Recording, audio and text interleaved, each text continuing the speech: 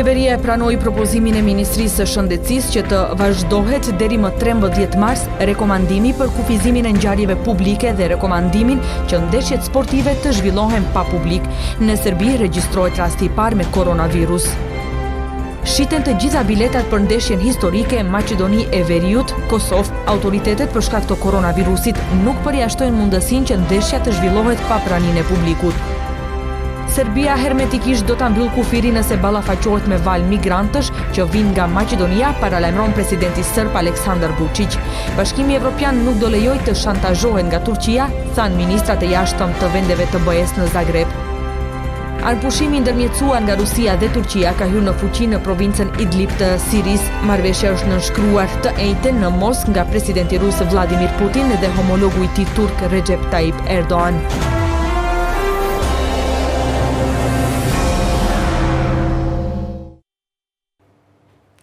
Mirëmbrëma zonja dhe zotëri, mirë se vini në edicionin qendror informativ këtu në Klan Macedoni. Ministria e Shëndetësisë ka njoftuar se sot në orët e pasdites 2 pacientë janë testuar për koronavirusin dhe rezultatet e tyre kanë dalë pozitive.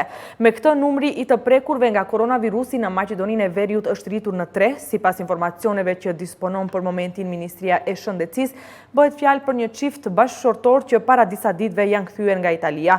Ministria e Shëndetësisë është duke I grumbulluar detajet për pacientët e prekur. Siç thuhet në një njoftim, Ministri I Shëndetësisë Venko Filipçe do të mbajë një konferencë për media në orën 19:30. Ndërkohë vazhdon rekomandimi parandalues për anulimin e tubimeve masive dhe organizimin e ndeshjeve sportive pa publik. Përhapja e koronavirusit në Ballkan imponon vazhdim të rekomandimit në vend për anulim të tubimeve masive dhe ndeshjeve sportive pa publik. Përfaqësues të shërbimeve shëndetësore I presin grupet turistike për verifikim në vetë vendkalimet kufitare. Si 20 turist nga Japonia dhe nga Singapori sot në vendkalimin kufitar Deve Bair me Bullgarin, pasi që agjencia turistike ka informuar se vijnë nga Rumania, ku ka të regjistruar të sëmurë me koronavirus. A do të anulohen edhe tubimet politike parazgjedhore? Javën e ardhshme partitë kanë caktuar të paktën 2 të tilla. Ministri Filipçe nuk u përgjigj sakt në konferencë për shtyp. Комисията за заразни болести дискутира. Në komisionin për sëmundje infektive diskutuam se kjo ende duhet të jetë apel, para se gjithashtu duke vënë theksin në ngjarje në të cilat presim njerëz, grupe më të mëdha nga jashtë, ende nuk ka transmetim lokal të sëmundjes. Shpresoj që të mbetet kështu. Kjo është arsyeja pse nuk japim ndalesa të repta, por e ndjekim gjendjen nga afër. Në Europë, numri I të sëmurëve nga COVID-19 ka kaluar 5.000 persona. Rasti I parë është regjistruar edhe në Serbinë fqinje, ndërsa në Greqi ka mbi 30 të sëmurë. Shefi I Organizatës Botërore të Shëndetësisë dje reagoi jashtë përse disa shtete nuk veprojnë në përputhje me kërcënimin e sëmundjes, me të cilën përballemi të gjithë. Ky nuk është ushtrim, nuk është koha për të hequr dorë, nuk është koha për arsyetime. Është koha për parandalim në çfarëdo lloj mënyre. Në vendet fqinje për momentin nuk ka të sëmurë në Kosovë, Shqipëri dhe Maltëzi, por në Itali vatra europiane e sëmundjes vetëm brenda 24 orëve humbën jetën më shumë se 40 persona të infektuar me koronavirus, ndërsa numri I të infektuarve është 3900. Rastet e para të vdekjes janë regjistruar në Zvicër, Holand, ndërsa të infektuar ka edhe në Vatikan. Në SBA me helikopter janë lëshuar testet kontrolluese në anijen e udhëtarëve në afërsi të Kalifornisë, ku mendohet se ka të infektuar. Në nivel global, numri total I të infektuarve është afër 100.000, me rreth 3300 raste të vdekjes. Edhe pse mbretëron një interesim I jashtëzakonshëm për ndeshjen e futbollit Maqedoni e Veriut Kosovë që duhet të zhvillohet me 26 mars në Shkup, autoritetet shëndetësore të vendit nuk përjashtojnë mundësinë që kjo ndeshje historike të zhvillohet pa praninë e publikut për shkak të koronavirusit. Janë shitur të gjitha biletat për ndeshjen Maqedoni e Veriut Kosovë që duhet të zhvillohet më 26 mars në Shkup. Siç duket, ndeshja gjysmëfinale për plasman në kampionatin evropian do të luhet me tribuna të plota. Por edhe pse të gjitha biletat janë shitur, ekziston mundësi që kjo ndeshje të zhvillohet pa praninë e publikut, kurse ata që I kanë blerë biletat mund të kthehen parat. Jaz lično smetam дека site sportski natprijari. Personalisht të vlerësoj se të gjitha ndeshjet sportive duke e llogaritur edhe dueli në mes Maqedonisë dhe Kosovës, ne duhet të jemi të kujdesshëm dhe të zhvillohet pa prezencën e publikut, për shkak se presim që në ndeshje të këtilla të ketë edhe mysafir nga jashtë. Kjo ndeshje zhvillohet më 26 mars, kurse në seancën e sotme do të rekomandojmë që masat të vlejnë edhe një javë, deri më 13 mars, por varësisht situatës mund të marrim edhe vendim tjetër. Se biletat janë shitur është konfirmuar edhe nga FFM-ja, nëse nuk ka ndalesë për publikun në këtë ndeshje, pritet numër rekord tifozësh. Денеска Фудбалската федерација на Македонија Sot FFM doli me qëndrim zyrtar, me lajmin se biletat për ndeshjen Maqedoni-Kosovë në kuadër të play-offit të Ligës së Kombeve janë shitur. Kjo do të thotë se nëse nuk ka ndalesë eventuale, kërkesa apo rekomandim nga organet kompetente për ndeshje pa tifoz shkaku i koronavirusit, me atë rast Maqedonia në stadium të mbushur do ta pret formacionin e Kosovës dhe do të luftojmë për kualifikim historik në kampionatin evropian. Ndryshe, ndeshja 26 marsit konsiderohet si historike për të dy kombëtarët, andaj edhe interesimi dhe masat janë të jashtëzakonshme. Fituesi i kësaj ndeshje do të përballet me fituesin e ndeshjes Gjorgji Bielorusi. Në Serbi është konfirmuar rasti i parë me koronavirusin e ri, njoftoi ministri i Shëndetësisë Zlatibor Lonçar. Infektuari është një burr 43 vjeç nga Subotica, i cili e ka vizituar në fakt Budapestin së fundi. Atje motra e tij kishte probleme me frymarrjen. Ai aktualisht është vënë në karantinë në një spital të Suboticës. Kronikë e kolegut nga Beogradi, Idro Seferi. Një mashkull 43 vjeç nga qyteti i Suboticës në kufi me Hungarinë është identifikuar si pacienti i parë me koronavirus në Serbi. Konfirmimi erdhi nga institucionet që apeluan të mos krijohet panik. Ministri i Shëndetësisë Zlatibor Lonçar në një konferencë për shtyp tha se ka ndodhur vetëm ajo që ishte pritur, por pacientëve në Serbi do të ofrohet gjithçka e mundshme për të mbajtur situatën në kontroll.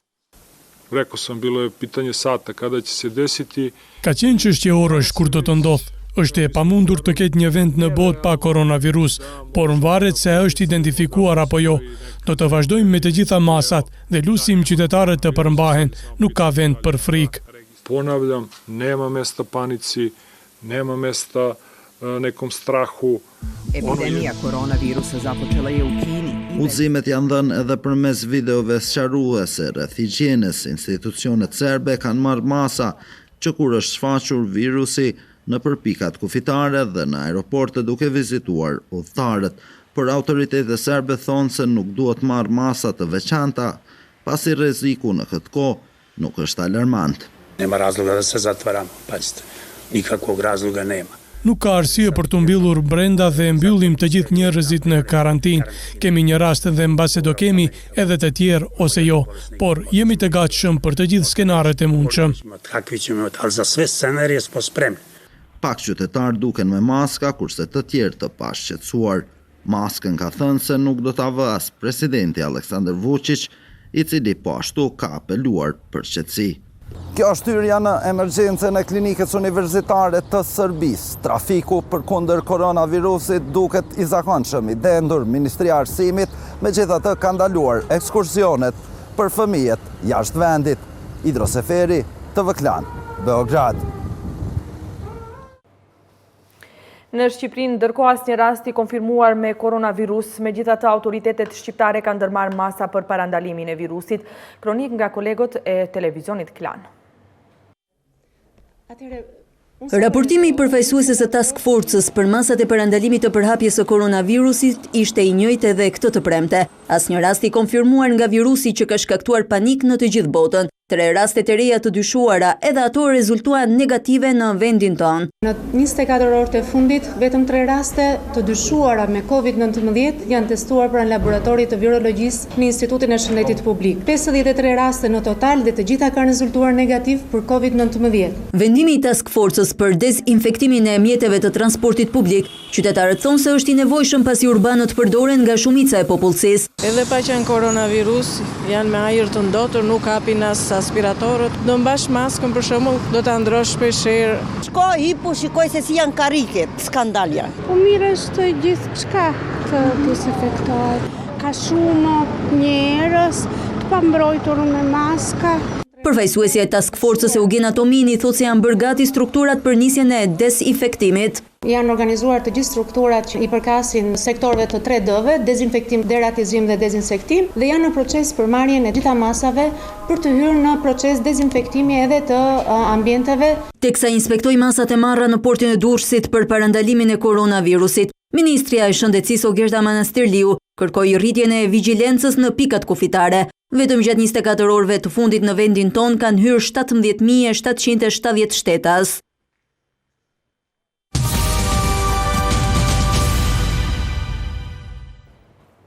Këtyre ditëve nuk ka val migrantësh në kufirin jugor, por nuk përjashtohet një mundësi e këtill, prese është rritur presioni i refugjatëve në kufirin turko-grek.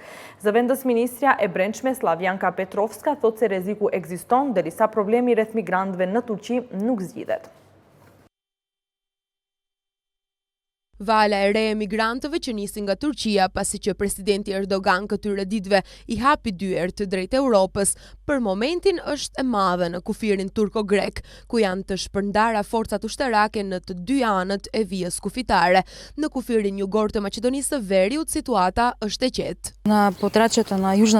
Në rajonin e kufirit jugor nuk ka lëvizje të mëdha të emigrantëve, por presioni është poshtë në kufirin në mes Turqisë dhe Greqisë. Megjithatë, rregullisht jemi të informuar edhe nga kolegët e policisë greke, edhe nga Frontex, dhe në koordinim me ata do të rrisim numrin e policëve nëse kjo është e nevojshme. Derisa nuk ka zgjidhje për tensionet më të reja rreth emigrantëve të nisur nga Azia drejt Evropës perëndimore, sipas Petrovskës, ekziston rreziku nga vala e re e migrantëve edhe në Maqedoninë e Veriut. Nga ana tjetër, media turke raportojnë se këtyre njerëzve u janë dhënë udhëzime dhe harta për të anashkaluar vendet e Ballkanit perëndimor dhe nëpërmjet rrugëve tjera të arrijnë në Francë dhe në Gjermani, kryesisht përmes Italisë. Në kufirin toksor turko-grek, ku mendohet se ka rreth 35.000 persona nga Afganistani, Siria dhe Pakistani, sot lajmërohet edhe për përdorimin e gazit lotësjellës në të dy anët. Turqia bën përpjekje për t'i ndalojë emigrantët të kthehen, derisa Greqia në çdo mënyrë e pengon hyrjen e tyre në vend. Ministrat e jashtëm të Bashkimit Evropian në një takim të jashtëzakonshëm në Zagreb kanë harmonizuar qëndrimet rreth qasjes së përbashkët në situatën në kufirin turko-grek dhe krizën humanitare në Siri. Në komunikatën e përbashkët thuhet se përkrahet Greqia gjatë mbrojtjes së kufirit të saj me Turqinë, por edhe në mbrojtjen e kufive të jashtëm të Bashkimit Evropian. Në komunikat thuhet se do të përkrahen të gjitha masat konform të drejtës ndërkombëtare me qëllim të mbrojtjes së kufirit. Në fillim të takimit, disa ministra kanë kritikuar reagimin e policisë greke ndaj migrantëve që kishin përdorur plumba gome dhe dhunë ndaj tyre. Në komunikat gjithashtu thuhet se Bashkimi Evropian do të ndajë 60 milion euro për qytetarët e Sirisë, si dhe do të shqyrtohen iniciativa për krijimin e zonës së sigurt në Sirinë Veriore.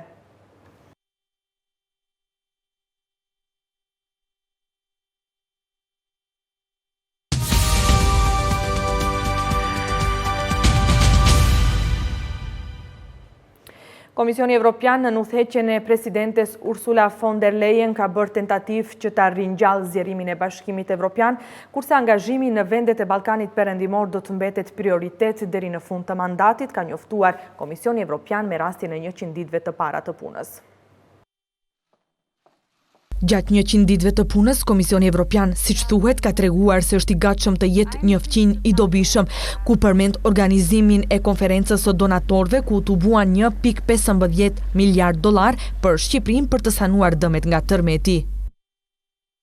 Komisioni Evropian gjithashtu ka propozuar ringjalljen e procesit të zgjerimit të Bashkimit Evropian, duke e bërë të parashikueshëm dhe të nënshtrueshëm ndaj udhëheqjes më të fuqishme politike.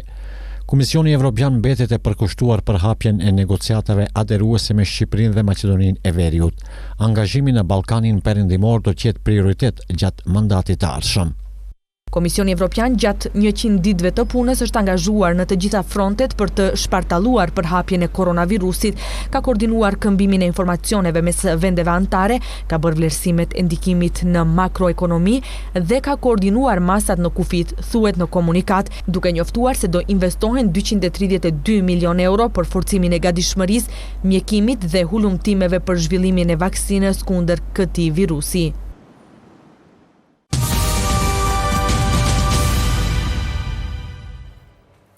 Në konferencën e përbashkët për mediat të sekretarëve të përgjithshëm të LSDM-s dhe lëvizjes Besa, Lupço Nikolovski dhe Arjanit Hoxha, të mbajtur në gjuhën maqedone dhe shqipe, u prezantua qëndrimi se bashkë do të sigurohet legitimiteti i zgjedhjeve, jo vetëm nga maqedonasit, por edhe nga shqiptarët. Lëvizja Besa do t'i ketë vendet e garantuara në listat e përbashkëta për deputet me LSDM-n. Nëse e kuptuat përgjigjen për procesin e përgjithshëm, kjo do me thënë se ka vende të rezervuara. Nëse jemi marrë vesh, sigurisht që ka, por këtë nuk do ta kumtoj sot. Por në kongresin ashtu siç është rendi, kur do t'i rumbullaksojmë të gjitha vendimet e Këshillit Qendror dhe Këshillit Ekzekutiv. E më konkret nuk ishte as sekretari i përgjithshëm i lëvizjes Besa Arjanit Hoxha. Përafërsisht flasim për mbi 61 mandate të një koalicioni i cili do jetë fitues dhe do marrë mandat pastër. Garanca për përfaqësimin e Besës brenda këtij koalicioni si një partner i barabartë është ajo kornizë të cilën e kanë nënshkruar kryetarët e dy partive dhe me siguri për implementimin e saj duhet numri konsiderueshëm i deputetëve të Besës. Nga bashkëpunimi deri tani të kënaqur janë të dyja palët e grupet e punës nga të dy partitë u takuan sot për të biseduar për programin zgjedhor të përbashkët. Ditën kur zyrtarisht fillon fushata zgjedhore, më 23 mars, lëvizja anti-bixhos do të bllokojë pikpagesën në autostradën Tetov-Shkup. Këtë e bën të ditur ata sot në një konferencë për shtyp. Zeqiria Aliti nga kjo lëvizje qytetare fajin për mos miratimin e këtij ligji e adresoi tek dy partitë më të mëdha maqedonase. Shkaku që ne sot nuk e kemi ligjin e shumë pritur janë dy partitë, LSDM dhe VMRO-DPN. Kemi thënë se do të demaskojmë karshi opinionit të gjithë ata të cilët do të jenë në krah të bixhoxhit duke mos e miratuar ligjin. Nga sot, të gjithë subjekteve politike ju bëjmë thirrje publike për takim me lëvizjen anti-bixhos që të marrim në zotim nga ata se në programin zgjedhor do të kemi prioritet ligjin për lojrat e fatit, si dhe premtimin për kushtëzim nga ana e partive shqiptare në formimin e qeverisë së ardhshme me ligjin për lojrat e fatit. Faktikisht, prioriteti i qeverisë së ardhshme të jetë mbyllja e objekteve të lojrave të fatit deri në sjelljen e ligjit. Ditën që fillon kampanja parazgjedhore, lëvizja anti-bixhos ju bën thirrje qytetarëve dhe shoqatave civile se me datë 23 mars 2020 në ora 10 do të bllokojë pikpagesën në autostradën Tetov-Shkup afër fshatit Xhelin.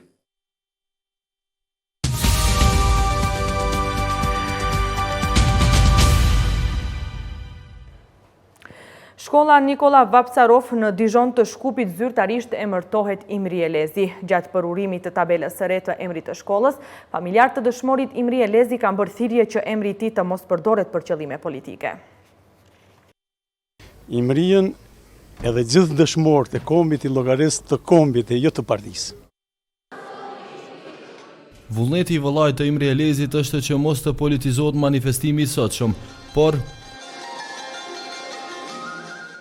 i gjithë kreu shtetror që vjen nga BDI kishte ardhur në përurimin e tabelës me emrin e ri të shkollës në lagjen Dijon. Shkolla do ta mbajë emrin e Imri Elezit, atletar dhe veprimtar i shuar i kësaj zone. Vëllai i tij, pasi përfundoi manifestimin, falenderoi të gjithë funksionarët e BDI-s. Kryetarit komunës më pashme Izet Mexhidit, kryetarit tashëm Visarganiut, ministrit arsimit, e gjithë atyre që kanë kontribuar. Dhe me thonë njerë kërkoj falem, ndoshta ndonjë që e kam anashkaluar nuk e kam përmendur, nuk e kam cek. Por më pas, tha se procedura është iniciuar më herët, por nuk ka pasur vullnet që të finalizohet, e kjo e bëri që t'i falenderoj edhe partnerët tjerë të koalicionit të BDI-s në pushtet. Po tash i ka rendi është zgjidhur ky problem, apo kuptoni se këtë problem e kemi pas mbi supe, edhe unë kam qenë një kohë gjatë si antar i këshillit shkollës, edhe kemi insistuar non-stop. Po pse s'kemi mund me bëj zgjedhje, pse s'kemi ardhur deri te zgjedhja deri më tash, kanë qenë rrethona tjera. Tash unë e thash edhe një herë, ju falenderoj të gjithë ata që kontribuan. Edhe u kriki i proces. Nuk do të lidhet me politikë. A duhet ta falenderojmë partnerën e koalicionit BDI-s, LSDM, edhe partnerën e koalicionit qytetar alternativës? Jo, unë i falenderoj të gjithë qytetarët, edhe vullnetit mirë. Kupto? Se kjo nuk është bërë diçka e paligjshme apo diçka që s'është në rregull. Imria me të vërtetë ka qenë personalitet që çdo të respektohet. Po.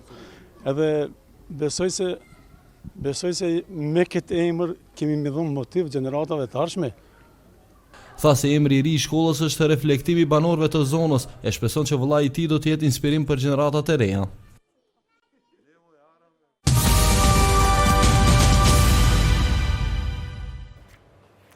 Universiteti i Tetovës dhe Komuna e Gostivarit me manifestime të ndryshme kanë shënuar ditën e arsimit shqip dhe ditën ndërkombëtare të gruas. Arsimi shqip dje, sot, nesër, ishte tema e panelit të diskutimit në Universitetin e Tetovës, organizuar për nder të dy festave 7 dhe 8 marsit. Për dekanin e Fakultetit Pedagogjik Fatbi Osmani, arsimi në vend sot ndodhet përpara shumë sfidave. Osmani thekson se nevojat për reforma në arsim janë të patjetërsueshme.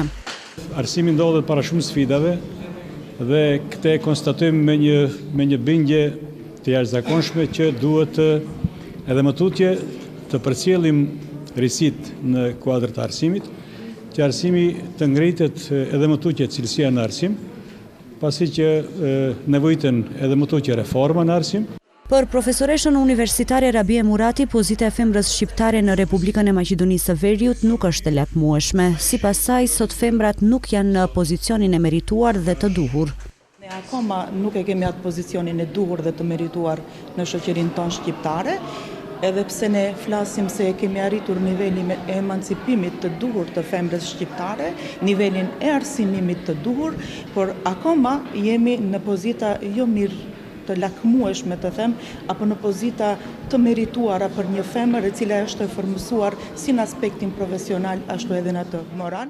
Në vigjilje të ditës së mësuesit, nga Komuna e Gostivarit shpalosën shqetësime për mungesën e librave në shkollat fillore dhe të mesme. Siç thon nga kjo komunë, këto shqetësime janë adresuar edhe në Ministrinë e Arsimit dhe Shkencës. Të dhënat zyrtare për mungesën e librave të marra nga gjithsej 10 shkolla fillore të komunës së Gostivarit mungojnë në total 9506 libra. Përfshirë këtu të gjitha lëmit dhe të gjitha klasat dhe të gjitha etnicitetet, dhe me thënë edhe të nxënësit shqiptar, edhe të ato Macedon, edhe të nxënësit turq. Shkolla e mesme e mjekësisë është ajo e cila ka një mungesë prej 8610 libra, dhe 2453 libra kemi mungesë në shkollën e mesme teknike, dhe me thënë 2 shkollat profesionale të qytetit. Në kuadër të shënimit të ditës së arsimit shqip, Komuna e Gostivarit ndau mirënjohje për nxënësit e shkollave të mesme.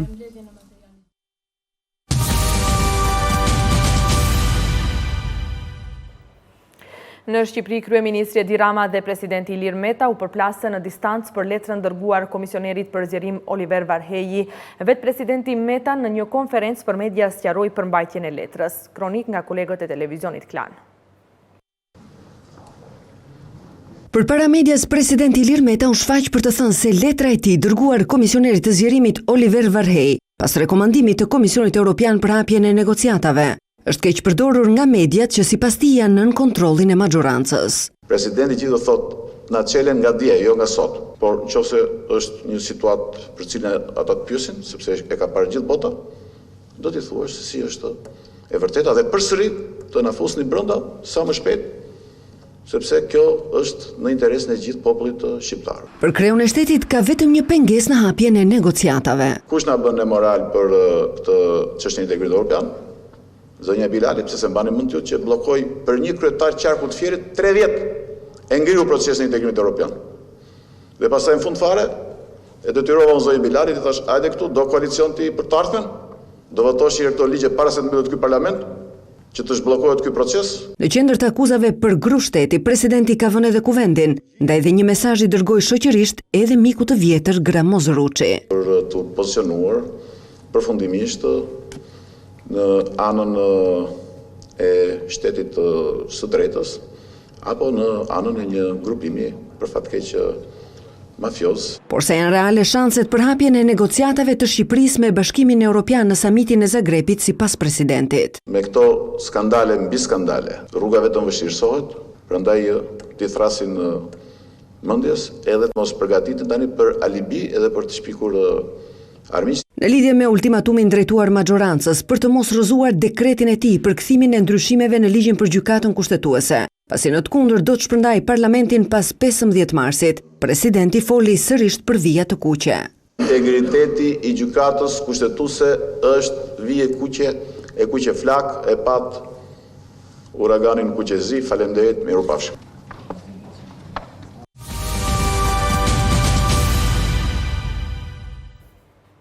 Redaksia e sportit na njeh me të rejat sportive. Ti ndjekim. Në prag të ndeshjeve të javës së 22 në Ligën e Parë të Futbollit Vendor, Komisioni për Delegimin e Referëve ka publikuar emrat e atyre të cilët do të ndajnë drejtësi, kështu që ndeshjen e cila zhvillohet të shtunën me fillim në ora 13 mes Rabotnički dhe Akademia Pandev, drejtësia i është besuar Struganit Jovan Kiqevski, me ndihmësit Kushtrim Lika dhe Aco Macevski. 4 sfida tjera të javës së 22 zhvillohen të dielën. Ndeshjen derbi mes Renovës dhe Vardarit që fillon në ora 13 do ta referon arbitri nga Strumica Marian Gocevski. Takimi në Kratov me Sileksi dhe Macedonia Gjorgje Petrov do ta referon referi ndërkombëtar Aleksandar Stavrev. Në Strug, drejtësia i është besuar të ndanë referit Josip Barton, ndërsa takimi në Veles me Zborecit dhe Shkëndijës drejtësinë e ndan Marian Mladenovski. Edhe ndeshjet e javës së 22 do të zhvillohen pa praninë e publikut si pasojë e mospërhapjes së koronavirusit. Në këtë edicion mes tjerash ndoqët edhe këto informacione.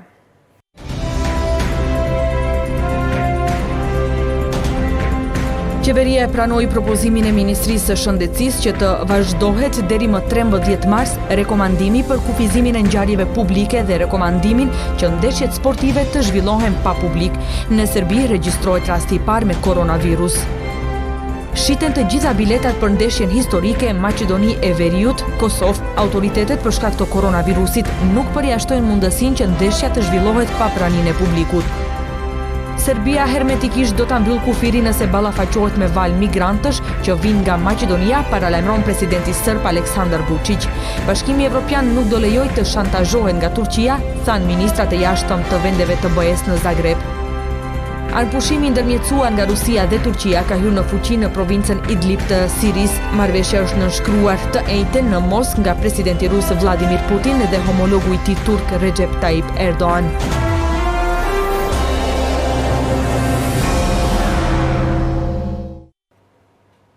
Ishte kjo e tëra përgatitur për këtë edicion. Unë ju falenderoj për vëmendjen. Natën e mirë.